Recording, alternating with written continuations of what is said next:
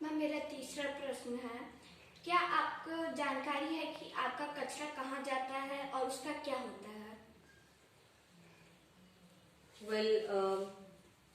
जैसे मैंने पहले ही बताया है, हमारे पास कचरे दो तरीके के होते हैं।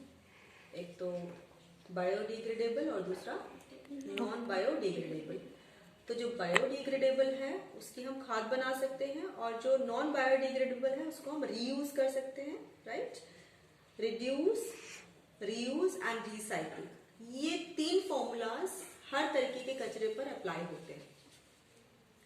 तो हमारे घर में जो कचरा है, पहली बात तो मैं ये बताऊंगी कि हमारी जो गवर्नमेंट है, भारत सरकार ने स्वच्छता अभियान शुरू किया हुआ है, जिसमें मोस्टली एरियाज में कचरा गाड़ी आती है। आप लोगों के घरों में भी आती होगी। Yes ma'am. तो वो सबका कचरा उठाकर ले जाती है।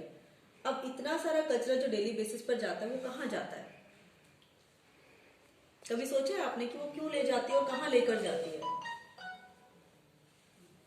बताइए। आपसे पूछ रही हूँ, मैं आप लोगों से सेम क्वेश्चन पूछ रही हूँ।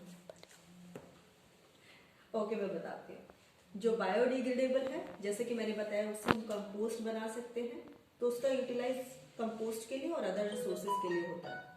सिमिलरली नॉन बायोडिग्रेडेबल जो होते हैं उनका हम रीयूज करते हैं। जैसे कि ग्लास है, सपोज कीजिए आपके घर में कांच का ग्लास है, कांच का ग्लास टूट गया तो आप क्या करते हैं? उसको डस्टबिन में डालते हैं। तो उसका क्या यूज है? हम उसको रीयूज कर सकते हैं। बहुत सारी ऐसी बड़ी कंपनीज हैं जो रिसाइकिल करती हैं और रीयूज करती हैं दोनों प्रकार के कचरों को। तो ग्लास को हम दोबारा से भी रीयूज कर सकते हैं, यानी कि उसको इकट्ठा करके एक जगह पर बड़ी बड़ी कंपनीज में भेजा जाता है, जिससे वो दोबारा से उससे ग्लास की और बहुत सारी चीजें बनाई जा सकती हैं। सिमिलरली जैसे आपका पेपर हो गया, आपने रिसाइकिल्ड पेपर का नाम सुना है? क्या होता है? जो पेपर हम अपने घरों में यूज करते हैं, सपोज आपका अखबार है या ब्राउन पेपर्स है, आपने देखा होगा ब्राउन पेपर्स के तो लिफाफे भी बनते हैं, अखबारों के लिफाफे भी बनते हैं, लेकिन आप उनको रीयूज करके या रिसाइकिल करके भी इस्तेमाल कर सकते हैं। आपने सुना होगा पेपर पल्प, पेपर मैशी, सुना है? तो what is that? That is a kind of reuse of biodegradable products, यानी कि पेपर मैशी से आप बहुत सुंदर सुंदर चीजें बना सकते हैं अपने रीयूज के लिए, ऐसा नो? एंड सिमिलरली रिसाइकल्ड पेपर की जो मैं बात कर रही हूँ, उनसे आपकी नोटबुक्स बनती हैं। बहुत सारे पेड़ों को काटने से बचाया जा सकता है। जैसे कि आपको पता है कि हर साल लाखों पेड़ काटे जाते हैं because of your books and notebooks. इतनी सारी बुक्स और नोटबुक्स हर स्कूल में जाती हैं, जिसकी वजह से बहुत सारे पेड़ पौधे काटे जाते हैं। तो रिसाइकिल करके पेपर को हम उस जो पेड़ों को बचा सकते हैं, अपने नेचर को सेव कर सकते हैं अप टू सम एक्सटेंट, और हमें करना भी चाहिए, क्योंकि हमारे पास नेचुरल रिसोर्सेज बहुत लिमिटेड हैं, लेकिन हमारी जो वांट्स हैं, यानी कि हमारी इच्छाएं हैं, हम जो करना चाहते हैं, दैट इज अनलिमिटेड। तो उस अनलिमिटेड में से हमें लिमिटेड चीजों को छांटना होगा, और जो हमारी प्रायोरिटीज हैं उस हिसाब से हमें वर्कआउट करना होगा। तो आई एम श्योर आपको आपका आंसर मिल गया होगा। हम हर तरीके के कचरे को इस्तेमाल कर सकते हैं, प्रोवाइडेड हमें पता होना चाहिए उसको कैसे इस्तेमाल करना है। ठीक है मैम, मेरा चौथा प्रश्न ये है कि क्या कचरे से होने वाले पर्यावरण के नुकसान के बारे में आप जानती हैं? बिल्कुल। जैसे कि मैंने पहले ही बताया है कि जो कचरा है, it's a part of land pollution.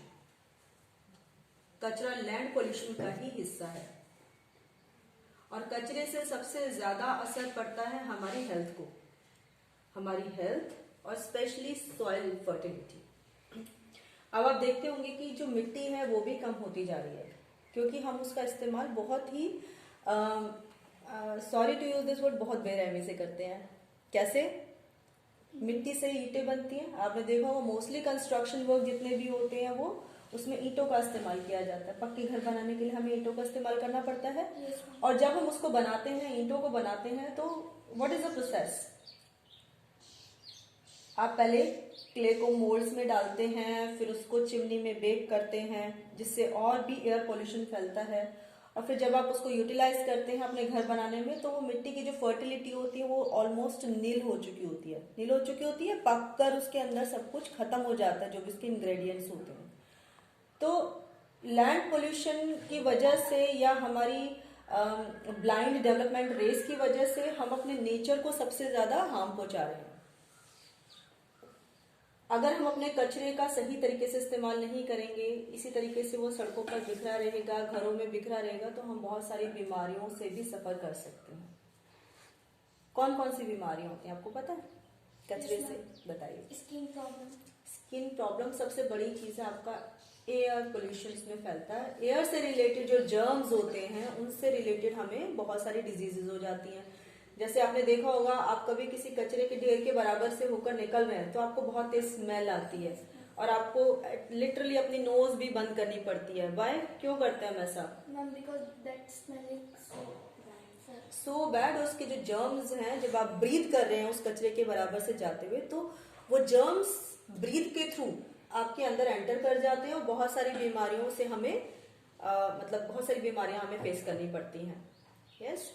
सबसे पहली चीज तो है, जब भी आप कचरे के बराबर से निकलेंगे, आप मैं एक छोटा सा एग्जांपल देती हूँ, आपको एक छींक आती है, जनरली बहुत ज्यादा बदबू होती है, तो क्या होता है?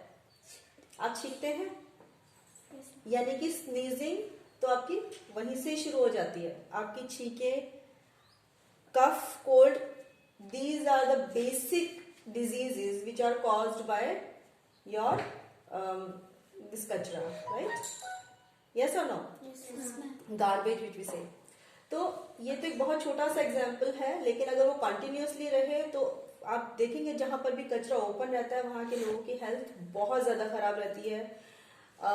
जो उनका लिवलीहुड है उसमें मैक्सिमम जो एक्सपेंडिचर है वो उनका मेडिसिन से रिलेटेड होता है, डॉक्टर से रिलेटेड होता है। तो अगर हमें इन चीजों से बचना है, एक हेल्दी और एक अच्छी लाइफ लीड करनी है, healthy in the sense physically as well as mental healthy life, तो हमें कचरे को सही तरीके से इस्तेमाल करना होगा, उसको लैंड पोल्यूशन बनने से रोकना होगा और कहीं ना कहीं हमें उसको लैंड से हटाना होगा for the sake of welfare of earth and nature, ताकि हम एक अच्छी और हेल्दी लाइफ लीड कर सकें।